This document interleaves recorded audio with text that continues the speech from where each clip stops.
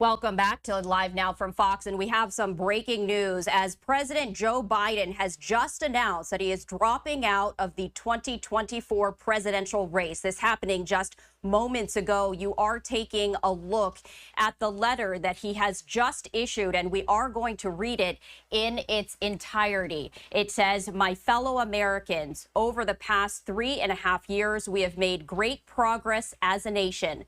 Today, America has the strongest economy in the world. We've made historic investments in rebuilding our nation, in lowering prescription drug costs for seniors, and in expanding affordable health care to a record number of Americans.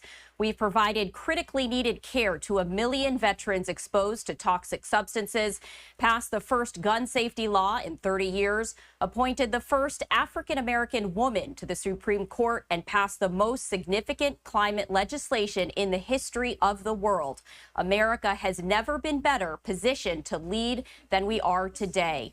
It goes on to say, quote, "I know none of this could have been done without you, the American people. Together, we overcame a once-in-a-century pandemic and the worst economic crisis since the Great Depression. We've protected and preserved our democracy, and we've revitalized and strengthened our alliances around the world.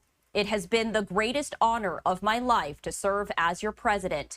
And while it had been my intention to seek re-election, I believe it is in the best interest of my party and the country for me to stand down and to focus solely on fulfilling my duties as president for the remainder of my term. I will speak to the nation later this week in more detail about my decision. For now, let me express my deepest gratitude to all those who have worked so hard to see me reelected. I want to thank Vice President Kamala Harris for being an extraordinary partner in all this work. And let me express my heartfelt appreciation to the American people for the faith and trust you have placed in me. I believe today what I have always, that there is nothing America can't do when we do it together. We just have to remember we are the United States of America." The letter signed Joe Biden.